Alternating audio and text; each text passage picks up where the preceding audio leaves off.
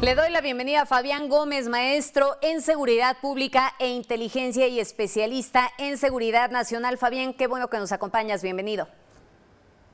Hola Magda, buenas tardes, un gusto acompañarlos. Oye, platícanos, por favor, ¿cómo podemos explicar esta creciente ola de violencia en el país y además cómo podemos entender también el fortalecimiento que ha tenido el crimen organizado en estos últimos años? Mira, definitivamente la penetración que ha tenido hoy la delincuencia organizada en los gobiernos locales es altísima. Estamos viendo ya cada vez mucho más despliegues sin temor, ¿no? Antes operaban los grupos delictivos en la clandestinidad.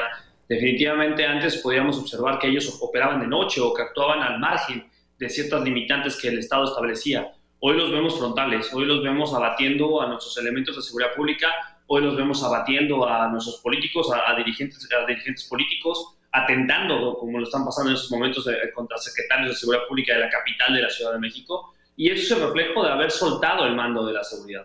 Definitivamente podemos tener tres causas muy poderosas. El primero es haber soltado sobre ellos, haberlos dejado operar en libertad. Esta política de no dejar pasar, esto trae estas consecuencias de que ellos empiezan a crecer, obviamente.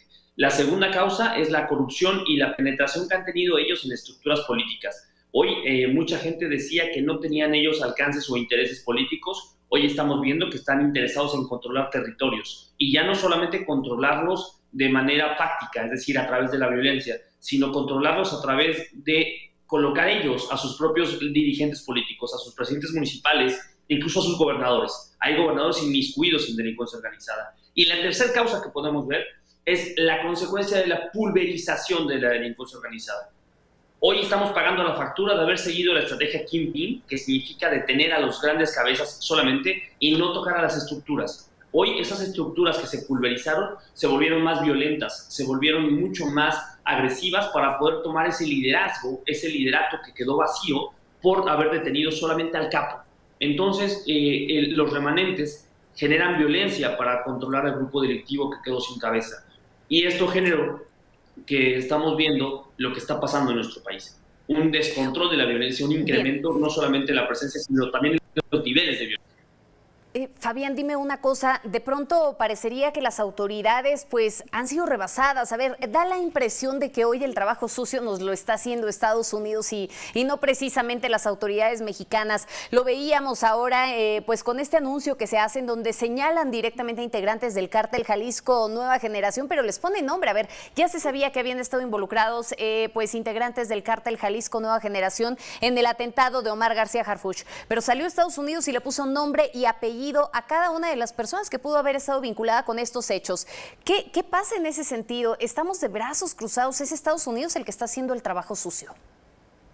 Magda, desde luego, no es ningún trabajo sucio, es un trabajo honesto que están desmantelando.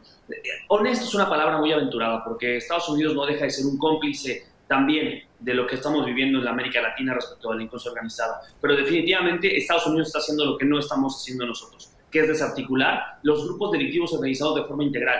También junto a los sicarios, junto a los traficantes de droga, junto a los capos tienen que caer los políticos y los mandos en seguridad que están involucrados en estos grupos delictivos. Tienen que ser considerados igual de delincuentes que el que mata en la calle. Ese gobernador que se dejó corromper, ese político, ese secretario de seguridad que está involucrado, tiene que ser tratado igual que un sicario. Eso es lo que tenemos que hacer, Magda, y Estados Unidos lo está haciendo por nosotros. Lamentablemente nuestro país no ha tenido el valor y el coraje de hacerlo. Nos ha faltado mucho en ese sentido, Fabián, pero ¿qué me dices de la situación de los policías municipales y estatales? Ahora decías, bueno, el crimen organizado se ha infiltrado, ha corrompido todos los niveles, no hablando únicamente de las corporaciones policiales, pero ¿qué papel están jugando hoy nuestros cuerpos de seguridad? Parece de pronto que no hay policías que realmente estén enfrentando al crimen, los vemos ahora grabando videos de TikTok. Mira, Magda, a final de cuentas es un tema que podemos debatirlo muy difícil. Es un tema en el que no dejan de ser seres humanos que tienen también necesidad de distraerse o de generar este tipo de contenido. Sin embargo, el uniforme es algo que se tiene que respetar y eso es una consecuencia del debilitamiento de la profesionalización policial. Un policía que no ama, que no vive el espíritu de cuerpo, que no es un policial, desprestigia su uniforme como lo hicieron ellos de esta manera. Cuando uno trae el uniforme sagrado, cuando uno pertenece a una corporación, el orgullo lo tiene que demostrar en la calle y en todo momento. Esto es consecuencia de la falta de profesionalización de nuestras instituciones. Seguimos responsabilizando al gobierno federal de toda la responsabilidad de seguridad. Seguimos apostándole a un cuerpo federal cuando la responsabilidad y la obligación de garantizar la seguridad pública es local. Hay que invertir en las policías municipales y en las policías estatales. Magda, retomo algo que dijiste al principio. ¿Estamos rebasados? Sí, sí estamos rebasados hasta que nosotros lo queramos. No hay fuerza, ni capacidad de fuego, ni capacidad de elementos que pueda rebasar al Estado mexicano.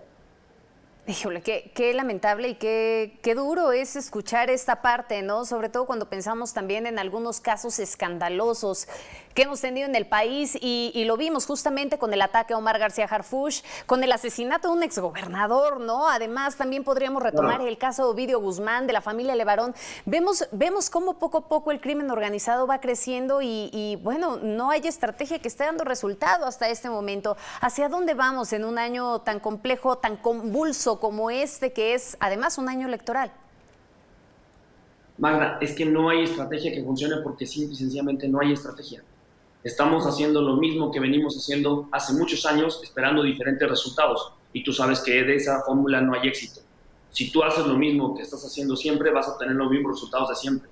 Y los resultados que hemos tenido han sido violencia y descontrol. Hoy la penetración de estos grupos ha sido como tú lo has mencionado. Ya no hay nadie intocable. Antes hablaba de que había límites, de que por lo menos a las Fuerzas Armadas no las tocaban, de que a los gobernadores, ya no hay límites para nadie. La delincuencia organizada ha declarado la guerra frontal al Estado mexicano y la estamos perdiendo. Pero la estamos perdiendo desde hace muchos años. Fabián, muchísimas gracias por esta charla. Por favor, mantengámonos al habla. Magda, con mucho gusto, un saludo para todo tu auditorio.